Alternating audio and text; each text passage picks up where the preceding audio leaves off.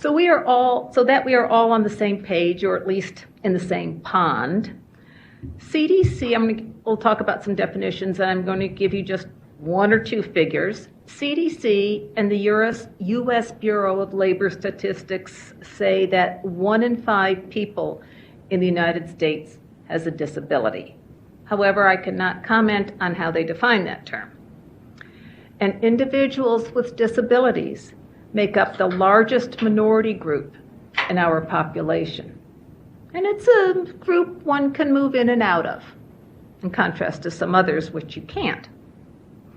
Disability is a word that's used in daily conversation and holds many different meanings for different people. So let's take a brief look at historical trends and definitions to help us understand how we got to where we are today with our assumptions about disability. First of all, there's the moral definition of disability, which considered a disability to be a sin. And people who had it, perhaps they had done something wrong or their family had done something wrong. And oftentimes they were hidden away and you didn't talk about a person if they had a disability. Second, there's the medical model, and this is still very prevalent today, which considers a disability to be a defect or a sickness that has to be cured and can only be cured through medical interventions. And if you have a disability, you are considered to be in the sick role versus the well role. The rehabilitation model is similar to the medical model and looks at somebody with a disability as somebody who requires services or assistance of a very specialized nature, specialized therapists, to rehabilitate them. Now, I want to make a little comment about the difference between rehabilitate and habilitate. Both of them discuss learning. However, rehabilitate means somebody is returning to whatever abilities they had lost to regain lost skills, versus habilitate is to learn new skills, new abilities.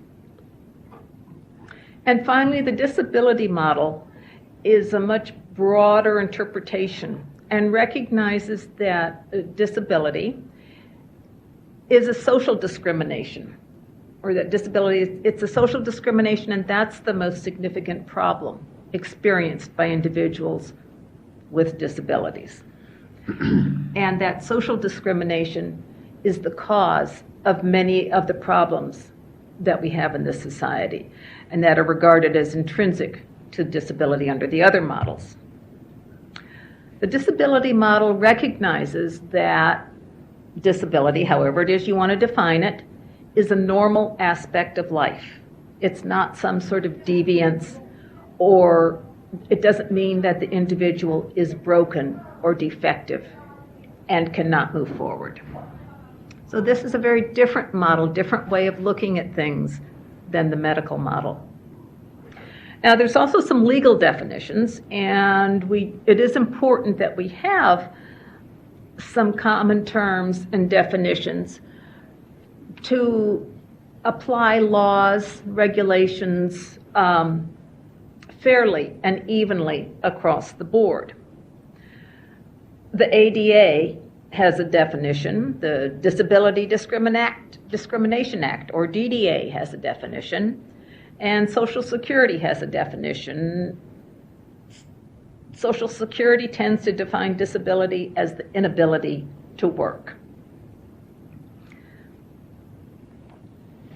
The ADA definition, it's not a medical definition, and it reflects specific types of discrimination experienced by individuals who have disabilities.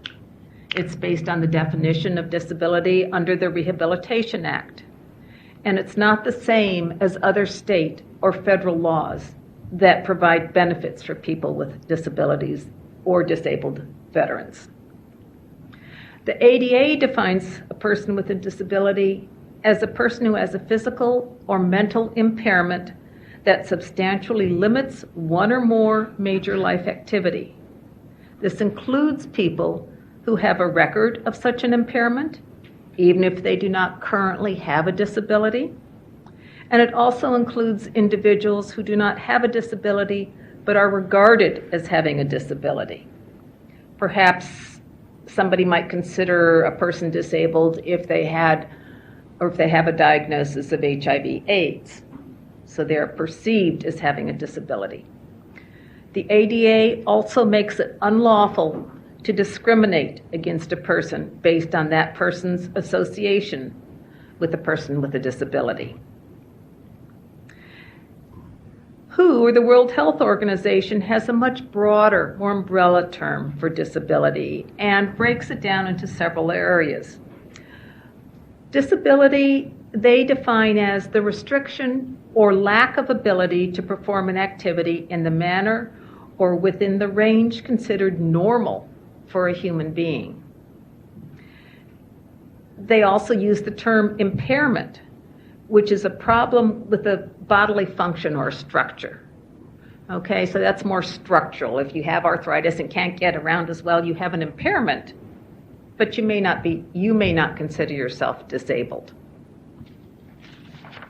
If you have problems with hearing, that may be considered an impairment versus a disability, but again, it's an individual. There's also, within the WHO definition, they speak to activity limitation. So does somebody have difficulty when trying to do a task or an action? And finally, WHO includes discussion about participation, which are problems that an individual may experience when they're involved in life situations, in environmental situations. Can the person get into a physical space, and the context? So in summary, when we speak about the definition of disability, it's a complex phenomena. And it's an interaction between the person's body and features of the society in which they live. What is viewed as a disability in the United States may be very different in another country.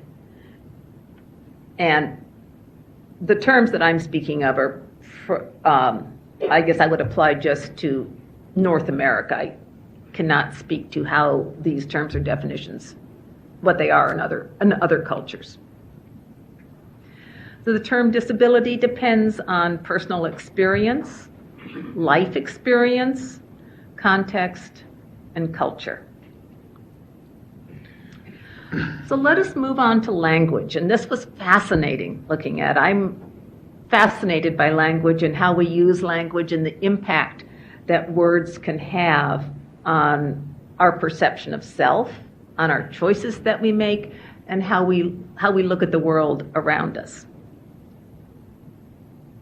The language we use and the labels that we place on individuals are powerful and affect our personal, societal, cultural perceptions, actions, and laws.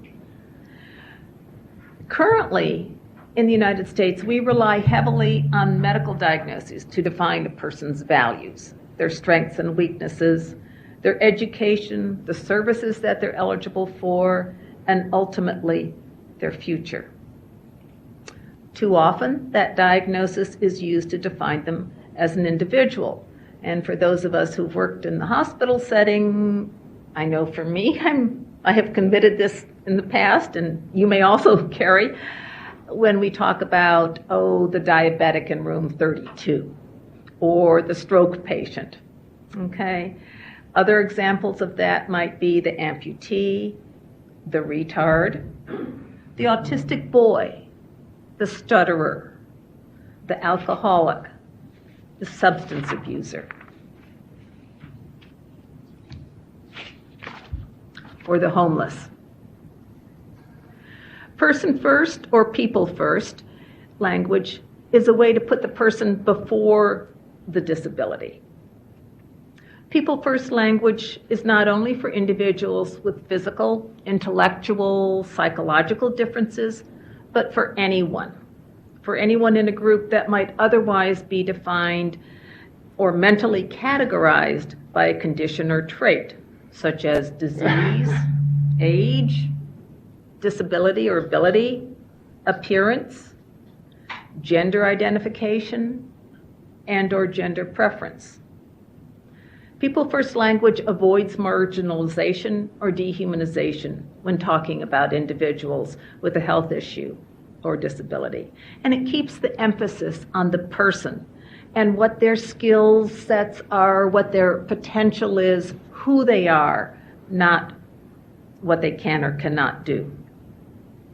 It recognizes them as a whole person. So again, People First language focuses on the possibilities, not limitations, sees the best in each person, and recognizes that we all have personal challenges to overcome. Some are more visible than others. Some challenges may impair our physical functioning.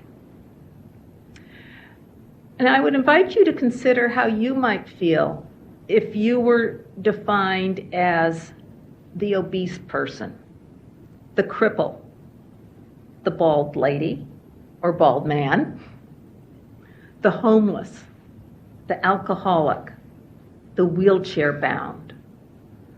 That's not who you are if you're defined as that. You're so much more than that. And as Michael will probably reiterate, to be in a wheelchair offers a person the ability to be free, to move around without the wheelchair or mobility device. The individual who needs that can't move, can't get around, can't get on the bus, can't go to the grocery store, is much more restricted in what they can and cannot do. So these labels ignore and negate all of our other attributes and strengths. Contrary to society's definition, having a disability is not considered a problem. When you define a person by their disability, there's the implication that they're broken, especially within the healthcare field. So it's important that we recognize what our language does and how that causes us to interact and to perceive and to make assumptions about people. We want to set people up for success, not failure. So we want to see people in terms of what they can do, what strengths they have. Our words and our meanings that we attach to them create attitudes, drive social policies and laws, influence our feelings and decisions, and affect people's daily lives, and more. So People First, again to reiterate, puts the person before the disability and describes who they are, not what they have. So in summary, definitions are many and varied. Depends on the purpose, depends on the culture, depends on the individual and the context and the environment. And language and use of words are powerful shapers of our thoughts, perceptions, ideological preconceptions, laws, actions, and culture. Well, now we're going to parachute down from the 50,000-foot level down to the 100-foot level. And I turn it over to you, Michael. Thanks, Catherine. Before I kind of get into some points and things I want to share today, I want to thank a couple of our colleagues for being here, Ben and Joe. Thank you guys for coming over. And I want to thank Catherine for inviting me to share in this presentation with her today. I told her I was going to talk about this when we got here. We got here a little early so we could do some prep. And she said, Michael, I'm going to take a minute and look at my notes. So, I want to get this in my head and wrap my head around it. And I said, okay, Catherine, I'll be quiet. And right after I said that, every 2 seconds I was asking her something or saying something. So I probably threw off her prep time, but that's just the way I operate sometimes, unfortunately, just to make myself feel comfortable and all those things. So, but anyway, sometimes when I say I'm going to be quiet, it doesn't always happen. For those of you who know me, that's true. Just want to talk a little bit about perception. All these definitions that Catherine talked about. Most of them are what they are so that people can achieve things, which is usually access to services. I'll give you an example from my own experience. When I was in college, I spent some time as a client of the Department of Rehabilitation. And one of the things they do when you are a client of the Department of Rehabilitation or other departments, they do an intake. And we all know from our various professional experiences what intake is. And so they did this intake on me. They asked me all kinds of questions, and they sent in a psychologist to ask me all kinds of questions, and they had a counselor ask me all kinds of questions about my life. And so I got the report back, the assessment back on our second meeting. And all I was looking to do was for some resources to go to college, for some transportation assistance and things like that. And I get this report back, and if my name hadn't been at the top of it, I wouldn't have known who they were talking about, because it was all of the things that I couldn't do, or that were more difficult for me, or that limited my ability to do something. And I said, well, you know, how is anyone, I said to my counselor, naive and youthful, I said, well, how is anyone going to want, you know, how are they going to want me to participate in a program or go to college or do anything if all they see are all these limitations? He said, yeah, that is a bit unfortunate, but unless we define what you can't do, you're not eligible for services. So we've kind of now moved, you know, the paradigm a little bit so that we more often talk about people's strengths and weaknesses, or abilities and things that they're less capable of. But just to put it in an operational context, you know, I recently had to move. After I lived someplace for 15 years here in town, I had to move because the owners decided to sell their property. So I went looking for a place to live. And the first place I went, won't mention where it was or any of that kind of stuff, because I have to live in town. But first place I went to live, move, explore, the person who I met with said, after I literally just walked in the door and said, oh, well, you didn't tell me you had a disability. And I didn't engage with any length in this discussion because I didn't want to upset anybody, because you know how difficult it is to find places around here, especially in the core, that are affordable, midtown, downtown, all that kind of stuff. And I thought, after the fact, and Catherine and I talked about this, I thought, well, there were a lot of things I didn't tell you. I didn't tell you that I was male necessarily. I didn't tell you that I was bald. I didn't tell you that I wore glasses. I didn't tell you that I'm half Italian. I didn't tell you that I'm Catholic. There's a lot of things I didn't tell you. You know, and there are things you didn't tell me about yourself as we started this interaction. And another thing that's happened is, of course, in the last several years, I've had to start using a cane, which Catherine has been messing around with over here, just because we're going to talk about appliance etiquette in a minute. You know, and assumptions are made simply because I now use a device or an assistive device about many assumptions. When I go into certain places, particularly places I haven't been in the past, assumptions will be made that I can't hear. And so people will talk louder, that I can't talk back to them, and so they'll ask who I'm with. Well, what is he going to have? What is he going to do? Where is he going? And depending on who I'm with, they'll say, well, you might want to ask him. Or sometimes the response can be less kind than that. But so this whole thing, you know, there's a lot of talk in our culture, in our society today. I don't want to say our culture, but our society about, oh, we have to be so politically correct about everything, and I'm just afraid to say anything to anybody and all. From my perspective, having studied communication and enjoyed it and studied cross-cultural aspects of it, for me, it's not about any of that. I don't know that my professors would agree with me, but for me, it's about putting our common humanity first in whatever the situation. If we can do that and acknowledge one's humanity before something that separates us or makes us different, we're way ahead of the game. You know, I am just amazed all the time at the assumptions that are made when I walk into a room with very limited information. Just because I have a cane or just because I walk differently, all of those assumptions are made. So I strive because of and I'm not saying that I've never made a mistake or failed, but I strive because of my own life experience to try not to make those kind of assumptions about other people and their experience, because you truly never know. I mean, if you drove by my house where I grew up, you would see a semblance of poverty still today. It's not in the best neighborhood, it looks disheveled, all those things. And so if that's all you saw and you didn't know anything about me, would you guess that I've had the opportunity to meet 3 presidents of the United States?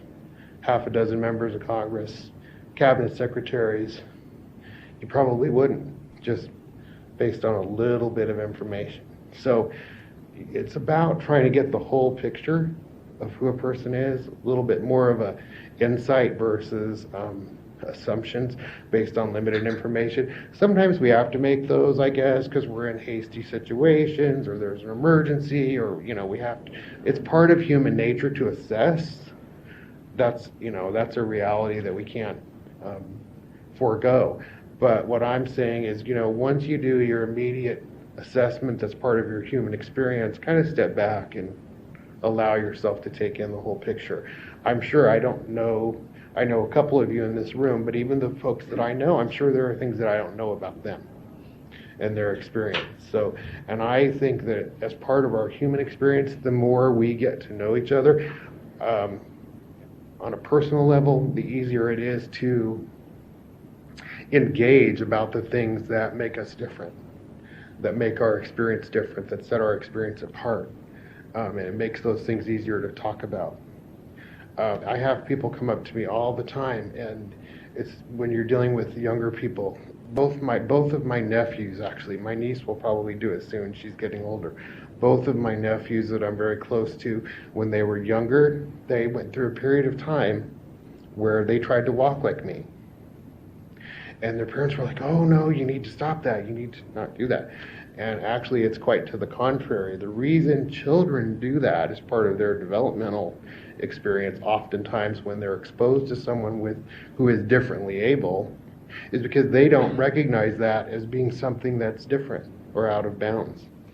They just think, oh, this is someone who's older than me, who I look up to, and so they try to emulate.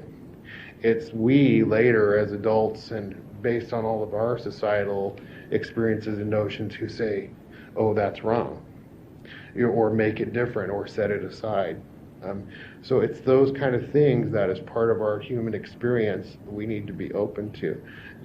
Before Catherine talked about, how many of us watch the news still today, whatever news it is, or whatever type of news magazine or whatever, and they say, oh, a person who was confined to a wheelchair, barely escaped that dreadful fire or moment or whatever it is. I know several people who are chair users, and without their adaptive device, without their motor chair, without their equipment, they would be less independent. When I walk around my house, when I walk around my office, I don't necessarily use my cane. Everybody thinks that I have a cane as a result of my CP. In reality, the cane came about as a secondary thing because I have arthritis in one toe, and the arthritis in the toe, coupled with the CP and all these things, makes it hard to pivot. So when I'm outside or when I'm somewhere that I'm unfamiliar with, and I might need to pivot more quickly, I won't say pivot fast because I don't do anything fast when it comes to mobility, but pivot more quickly, the cane is helpful. It makes me more independent. So it's all of those kind of assumptions that we make to say these things are different. And I had an experience years ago, which I'll never forget, where I held up pediatric aids, an Ingen brace. I don't think they call them that anymore. They're AFOs now, but they used to call them Ingen braces, but that's because I'm getting older. And I held up a child's cane or crutch, and everybody went, oh, because they thought the devices were cute because they were small and this and that. But as you get older and you see these things, you just think, oh, isn't that awful or terrible, or doesn't that make things more difficult? No, all the things that I use, my phone, for example, it has tons of adaptations on it so that I can see it, so that I can talk to it, so that I don't have to type manually. Technology has really helped me be a lot more independent. From a professional perspective, I come from an environment where in some previous assignments I've had staffs of 6, 8, 10, 12 people. When I came back to the department to do policy and do some other things, as I transitioned out of working for the Schwarzenegger administration, this was my staff. And I had to learn how to type and do things that I, with the computer that I didn't think I was going to have to do midway through my career. So I have a lot of adaptive equipment, headset on my computer so that I can talk and type and all those things. Now, in contemporary society, those things are becoming more commonplace.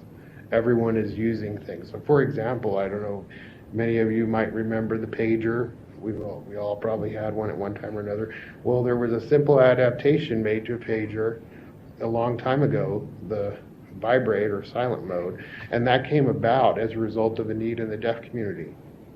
Because when those things, became a way to communicate, obviously people who were deaf and hard of hearing couldn't benefit from, couldn't take advantage of the sound, and so it had to be adapted, so that folks could make use of the tool. And so there are a lot of things that are adapted that, some of the things we used to talk about as accommodation are now being talked about in a different context of what's called universal design. Because they're finding that based on changes in people's life experience and aging and other things, that we all benefit from universal access. In my case, for example, my disability, my diagnosis, cerebral palsy, it's not progressive in terms of its escalation clinically, but as I age, things do manifest differently than I expected. So there are times when it's more difficult for me to do things that I didn't think would be as challenging for me until I was, 2 decades older. But it's all about finding ways to adapt and work together. There are a lot of things I can't do or that I don't do. Does that make me more disabled? I'm not a very good cook. So is that my doctor's like, well, you don't cook. You sure look like you love food. You got some work to do. But so it's all, and I'm not, my father did force me to get under a car when I was about 12, 13 years old and learn how to change the oil and fill fluids and do all those things. I'm not a mechanic, didn't make me a mechanic. Does that make me more disabled? Is that a disability? No, it's just a skill set that I don't have, and so I do things differently. For me, it's about being differently able. For example, I don't drive because with the vision issues that I have and the way my fine motor and gross motor would work with the vision, it would make me unsafe on the road for other people. So I don't drive. But in the current economy, Uber and all these other things, it's much easier for someone who doesn't drive to get around, particularly if you're in a metropolitan area like we are here. So for me, it's about opening up our minds and exploring and looking at things differently, and recognizing that we all have different abilities and skill sets. I had, as I said, I just moved, So the gentleman comes to put in all the cable and all that stuff. And he said repeatedly 2 or 3 times, because it was a bit of a difficult install because of the infrastructure where I'm at. He said, "Oh, I just didn't go to college. I just didn't go to college." And he was kind of frustrated because the install was difficult and he was there a little late. And I said, well, I went to college and there's no way on God's green earth that I could do this install. So we all have different skill sets and abilities, and I have, because of my life experience, the things that I have difficulties with, I have tremendous admiration and appreciation for folks that have other skill sets that I don't have. And so for me, that's what it's all about, collaboration. Catherine and I have very different professional experiences, but we also have some common ground as members of the human family, and so that makes the product, the work we do, the things we produce better. I've learned an incredible amount from her, as I have from so many folks that I've worked with in my career. So it's about that shared experience, and that's just what I would encourage people. When I used to do this a lot, these type of presentations when I was in college, people would say, well, what books do I need to read, or what should I read so that I understand, disability a little better? And I would always say, get to know someone who is differently able. That's the key. It's not about, yes, it's important to have some academic context and all these things, and these definitions are important, but most of the definitions that we talk about, as I said earlier, are an attempt to put us in a place so that we can receive a particular service. They do not address most of the times the things we can do better, and they do not address most often, unfortunately, our common humanity. So those are the kind of things that I would encourage people to do, is get get to know each other, and you know, when you have to deal with things as a professional and understand what people's limitations are, also just as a matter of course, say, well, what are some things you're good at? What are some things you enjoy doing? What are some things that you spend a lot of time with, and you know, skills that you have that you enjoy, or things that you're good at, or what have you done in your past that's been meaningful to you, so that you don't get so lost in the clinical operation that you forget that you're dealing with a person, you know, a member of a common human family. That is what I have to share. You had mentioned something about disability etiquette, I Yeah. think, and language, and that is a really another murky area. Yeah, What's the appropriate term to use? I call it appliance etiquette. You know, because that applies to everything: chairs, canes, service animals. Well, animals are not an appliance, so forgive me for that. But a tool. Catherine really loves her animals and her kittens, so I do not want to offend her by referring to her kittens as an appliance. but you know, she was doing, she told me she was going to do this. She said, I'm going to just pick up your cane and bug you and harass you. So it's about appliance etiquette, because I'll have people who, for example, when I'm standing in my building waiting to leave in the afternoon, people will come up, and some I don't know well, and they'll tap on the bottom of my cane with their foot. Well, when I'm using the cane to balance, it's not something intentional. Obviously, they're not like, oh, I'm going to kick his cane and knock him down. No, but it's something to be aware of. And, you know, when folks have service dogs, you'll often hear them say, when the harness is up, the dog is working.